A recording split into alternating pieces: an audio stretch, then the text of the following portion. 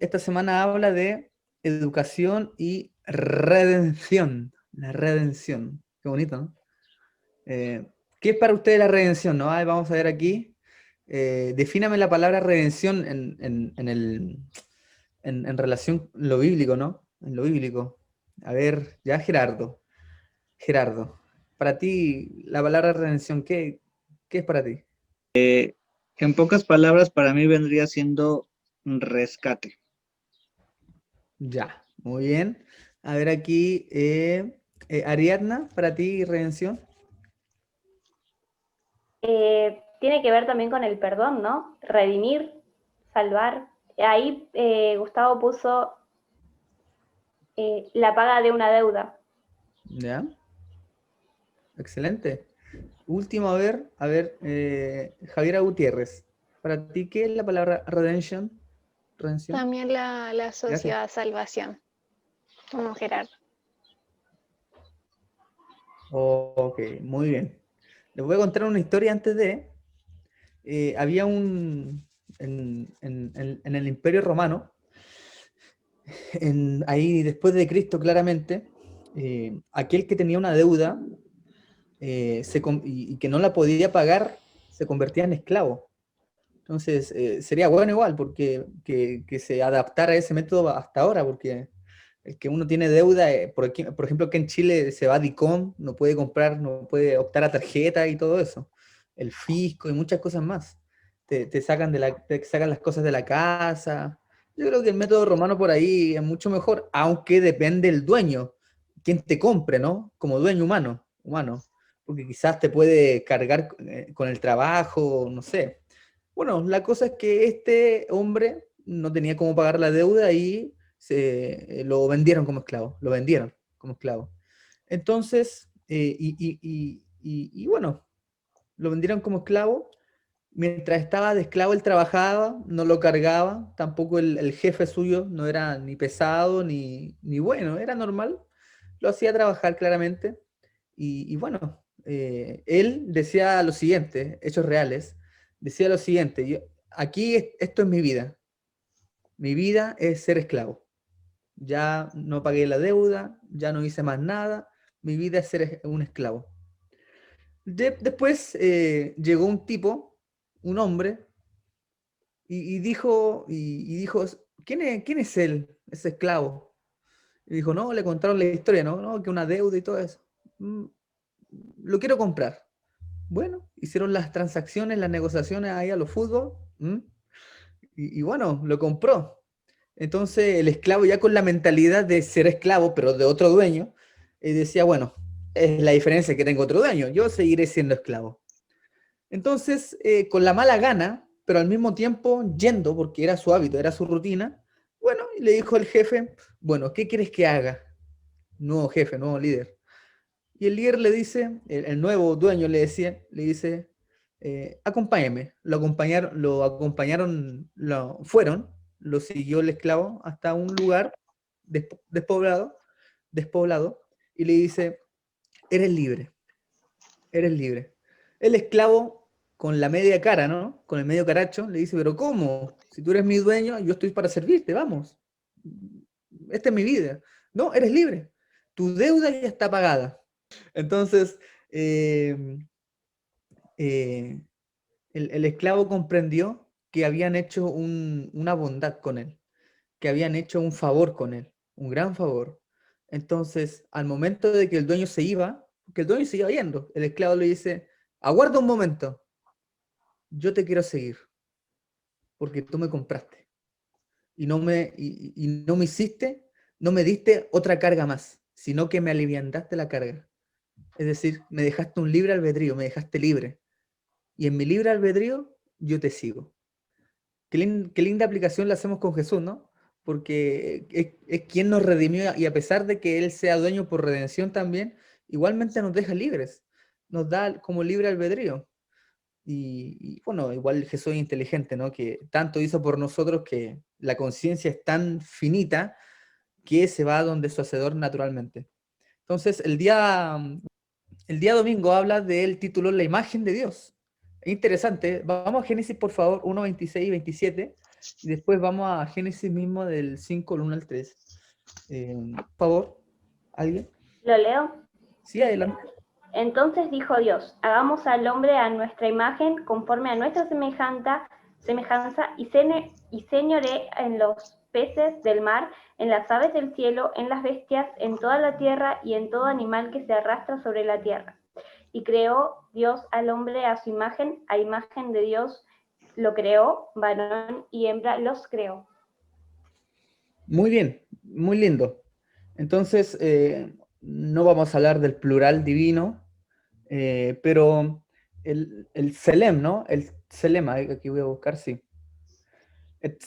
Selem, T-S-E-L-E-M, es la palabra, la raíz griega, no tiene una raíz derivada, la raíz hebrea, perdón, para imagen. Significa ser una sombra, es una sombra. Obviamente también es figurativo, es una alusión, es un parecido o una figura.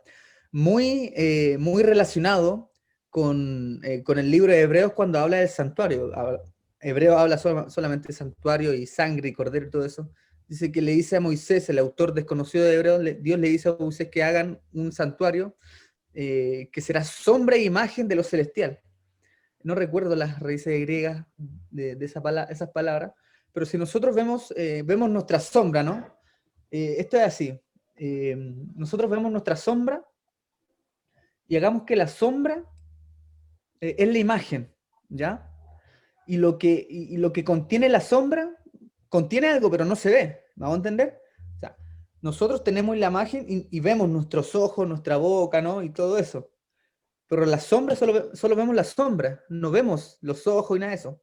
Es lo mismo, es una sombra, es una sombra. Es algo parecido, pero no lo es todo. ¿Por qué lo digo? Porque Dios va más allá de la sexualidad, Dios va más allá del género masculino o femenino. No voy a pelear si es hombre o mujer, claramente no, pero va más allá porque Él es el creador, ¿vamos a entender? Entonces, vamos a Génesis 5, 1 y 3, aquí yo lo voy a leer. 5, versículo 1 y 3 dice, este es el libro de las generaciones de Adán, el día en que creó Dios al hombre a semejanza de Dios y lo hizo. Versículo 3, y vivió Adán 130 años y engendró un hijo a su semejanza, conforme a su imagen. Llamó su nombre Set. Set, reemplazo, Set. Y usa la misma raíz hebrea, Selem. Selem, pero obviamente con una reproducción humana. Entonces, la pregunta aquí dice, ¿qué nos enseñan estos versículos acerca de cómo Dios creó originalmente a la humanidad y lo que sucedió con la humanidad después del pecado? Dios creó a imagen y semejanza, no iguales, sino parecidos. Si bien es cierto, en la Biblia explícitamente no se describe cómo es Dios, pero sí nos dan algunas alusiones. Obviamente son alusiones y no podemos decir que es igual, porque como dije anteriormente, Dios va más allá del género masculino o femenino.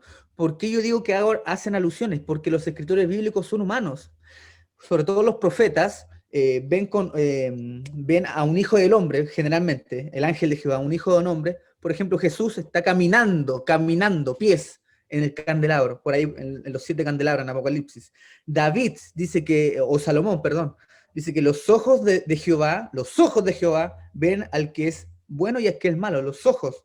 Entonces, Dios, sálvame con tu diestra, con la derecha, un brazo tiene Dios. Dios mismo dice, y yo lo sacaré de Egipto con brazo poderoso.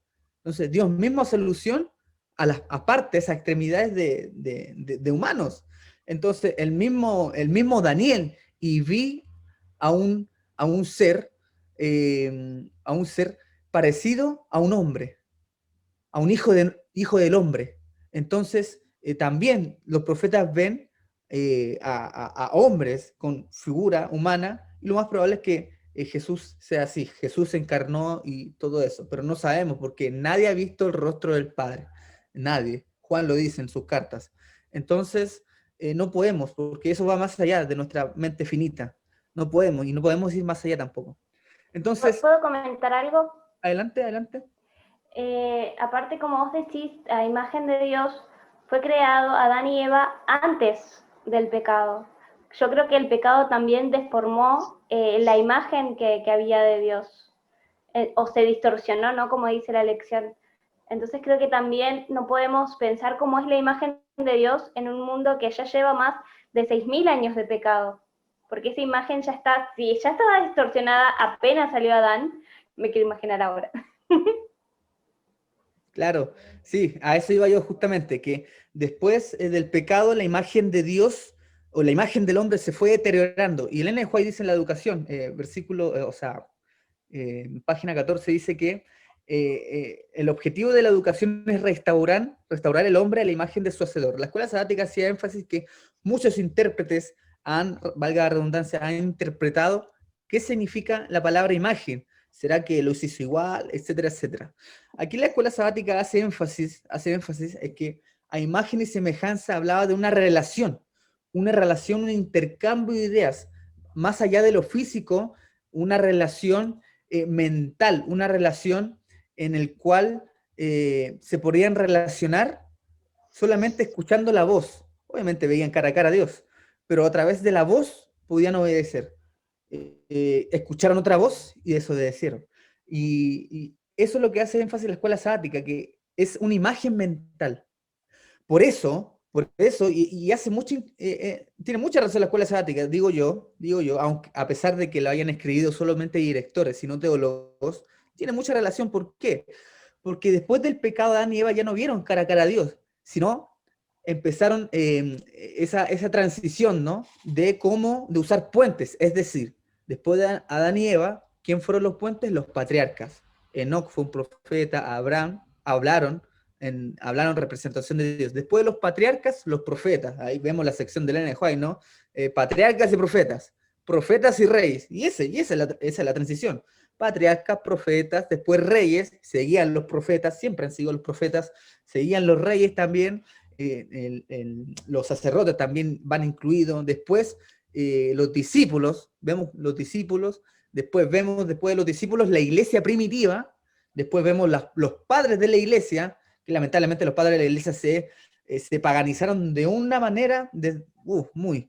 Entonces ahí se perdió lo que es la imagen de Dios, a través de esa deterioración. Después de eso tuvieron que aparecer, ¿quién aparecieron? Los reformadores, para restaurar lo que es la imagen de Dios a través de las verdades bíblicas.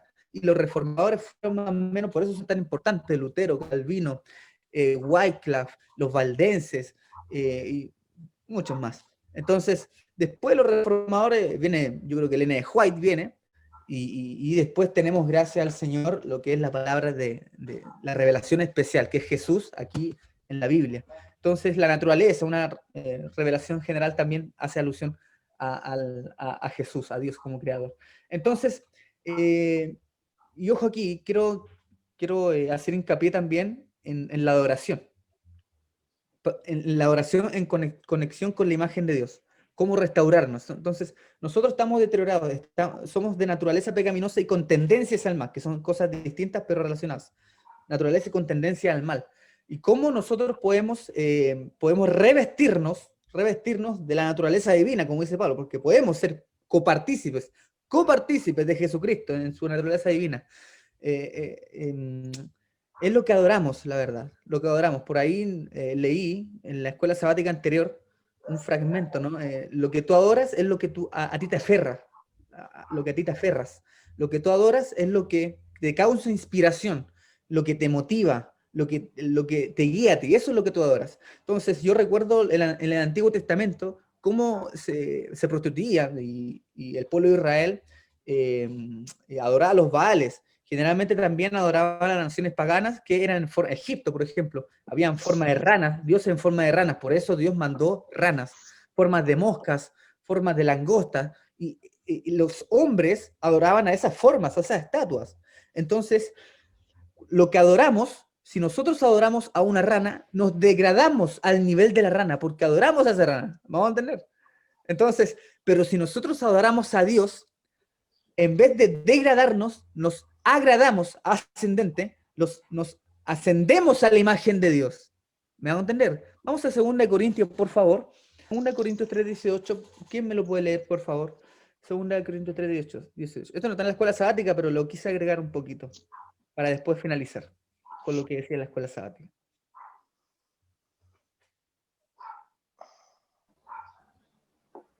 Por lo tanto, nosotros todos, mirando a cara descubierta, como en un espejo la gloria del Señor, somos transformados de gloria en la misma imagen, como por el Espíritu del Señor. Muy bien, la palabra para cara, aquí lo que Pablo usa, prosopon, la palabra griega, que es apariencia. Es apariencia. Entonces, y dicho sea de paso, la forma ascendente o la agradación, en vez de la degradación, agradación, lo encontramos siempre en la Biblia.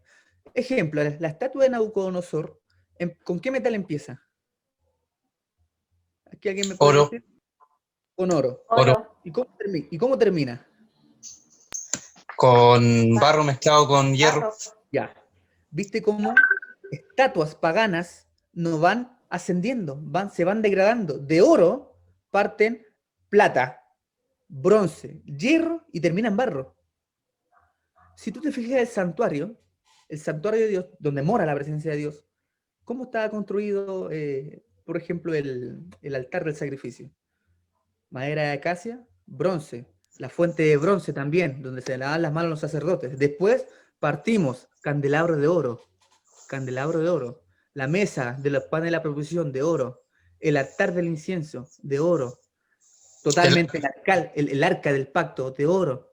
Entonces, mientras la forma humana, las estatuas humanas, los baales y todo eso se van degradando, todo lo que es Dios va ascendiendo.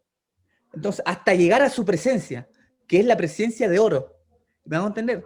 ¿Me hago entender el concepto? Entonces, si nosotros queremos restaurarnos y queremos volver a lo que fue Adán y Eva, o una pizca a lo que fue Adán y Eva, tenemos que ir a su presencia.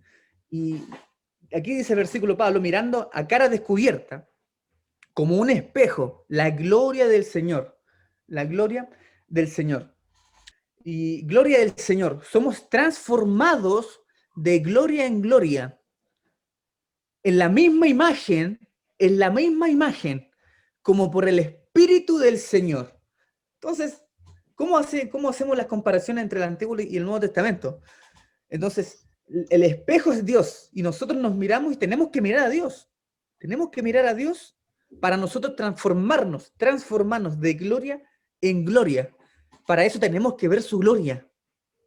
¿Quiénes fueron los que tuvieron la oportunidad de ver su gloria? Moisés vio la gloria de Dios. Y solo vio la espalda, ojo. Y aquí dice que por cara descubierta, Moisés vio la espalda, vio la gloria de Dios. El sumo sacerdote veía la gloria de Dios. Los israelitas veían la presencia divina a través de una nube. Los discípulos en Juan capítulo 1, y vimos su gloria como unigénito del Padre. Entonces lo vieron a él. ¿Por qué? Porque tuvieron una relación con él. Entonces, si nosotros mantenemos una relación con él, nos vamos transformando de gloria en gloria a la misma imagen de Dios. ¿Y qué quiere Dios? Que nos transformemos de gloria en gloria a la misma imagen que fue Jesús encarnado. Brian, Es decir, dime, adelante. sí, quería hacer como, es que tanto de hablar de imagen, ¿cierto? Sí. Yo me recordé de una pregunta o de Felipe, ¿cierto? Cuando le dijo, muéstranos al Padre. ¿Mm? Y ahí Jesús le dijo, tanto tiempo estáis con nosotros y no me habéis conocido, Felipe. No sé, como imagen, ¿cierto? Jesús, ¿cierto? Es la imagen visible del Dios Trino, tanto para No, nosotros claro, como también como para los ángeles. sí. Sí, Jesús vino aquí a la tierra a cumplir dos funciones, a restaurar la imagen del Padre y a buscar, si no a justos, sino a pecadores. Entonces, estas fueron las dos funciones más o menos de Jesús, porque la imagen de Dios está deteriorada. Entonces, Jesús, sí, muchas gracias. Muy buena aplicación, la verdad. Cualquier cosa me interrumpe nomás. Si le recuerda otro versículo. Entonces, como iba diciendo, a través de la relación con Dios, nos vamos transformando a la imagen de Dios, a la imagen que Dios quiere de nosotros. Y eso lo podemos lograr viendo la gloria de Dios a través de la revelación especial que es la palabra de Dios, porque la palabra de Dios transforma vidas. La palabra de Dios transforma personas, así como transformó a Pablo de un perseguidor a un predicador, así como transformó a Pedro de un pescador de peces a un pescador de hombres. Sí, fue tanto el cambio de la relación con Dios, 3 años y medio, fue tanto el cambio que bautizó 3.000, Hechos capítulo 4 o capítulo 3. Entonces, la transformación trae frutos, y son frutos grandes. Así que también, como Juan, hijo del trueno, junto a su hermano Santiago, por su carácter, ¿no? Su carácter, 17 años tenía Juan, su carácter fuerte, perdón, carácter débil, su carácter débil, tuvo el honor de escribir Apocalipsis. Entonces, si nosotros tenemos esa comunión con Dios, Dios nos da honores, Dios nos da poder, porque Pablo dice, yo no me avergüenzo del Evangelio, después de que lo conoció. Yo no me avergüenzo del Evangelio, porque yo conocí a Jesús, lo vi cara a cara, lo vi. Y como yo lo vi, yo no me avergüenzo del Evangelio porque es poder de Dios, es poder de Dios. Entonces, la palabra de Dios, aparte de transformarnos, tiene poder. Y si ya para ir finalizando, aquí subrayé algo de la escuela sabática, de la School Sabbatic.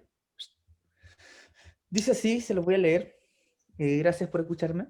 Dice, evidentemente, por ende la imagen de Dios es más una imagen mental que permite que dos seres, uno divino y otro humano, tengan una convergencia de ideas. Esto es precisamente lo que sucede en la educación, primero en el hogar entre los padres e hijos, y luego en la escuela cuando los maestros se hacen cargo de la hora educativa. Evidentemente Dios planificó este proceso de educación que no conocemos tan bien, cuando la distinguimos, cuando al distinguirnos de muchas otras formas de vida nos hizo de su imagen. Lo hizo para poder enseñarnos y para poder aprender de él, hasta que su imagen, su mente, se refleje a la nuestra. Lo que tenemos que reflejar nosotros, más que forma física y todo eso, es el carácter, porque es lo único que se va a llegar al cielo. Entonces, por algo, Apocalipsis capítulo 4, versículo 2, dice que los redimidos, no el remanente, tiene el nombre de Dios, del Padre y de Jesús. El nombre en el griego es carácter. Entonces, aparte, y en el contexto escatológico, aquellos que reflejen el carácter de Dios tendrán el honor de ser el remanente. Apocalipsis capítulo 13, todo aquel que lleve el número, el nombre o la marca, en el nombre, carácter. Entonces aquí hay dos luchas, reflejar el carácter de Dios o reflejo el carácter del enemigo. Entonces, ¿qué vamos a reflejar nosotros? Si nosotros reflejamos el carácter de Jesús hoy, podemos tener el honor de representarlo en el monte de Sion, donde todo el mundo nos vea. Irradiemos luz, dice Elena de White. O estaremos aquí en el mundo. ¿Viste cómo contrarresta? Los redimidos en el monte de Sion, en un monte alto. Y los que tienen el nombre del enemigo están en la tierra, a punto de recibir las plagas. ¿Viste que lo ascendente con lo degradante está totalmente opuesto? Y en la Biblia siempre se hace notar. Los que estén en el carácter de Jesús estarán en lo más alto. Y los que tengan el nombre, o la marca, o el número, qué sé yo, son sinónimos. Estarán en la tierra. Y ahí se quedarán. ¿Por qué? Porque no van a ascender, y nunca ascendieron. Entonces, en nuestra vida, día a día podamos reflejar el carácter del Señor. Como dice Elena de White en el capítulo 8 del Camino de Cristo, que vuestra oración sea lo siguiente: tómame, oh Dios, como ofrenda, úsame. ¿Cuál es tu voluntad en mi vida? Que esa sea nuestra oración y que nos preguntemos, igual que Enoch, ¿no? Ahí en el evento de los últimos días, el capítulo 3, por ahí, el capítulo, la iglesia de los últimos tiempos. Entonces, Enoch decía, ¿no? Enoch se preguntaba a sí mismo, ¿quién soy yo? ¿Cuál es la voluntad de mi vida? ¿Agradará esto al Señor? ¿Agradará lo que estoy haciendo a la vista de un Dios santo? El Señor nos bendiga, el Señor nos guarde. Ahí hay una pregunta para que ustedes lo puedan responder, algunas preguntitas prácticas. Y bueno, el Señor nos guarde y oremos para que reflejemos el carácter de Dios, que es una obra personal, una obra totalmente personal, porque la salvación es personal.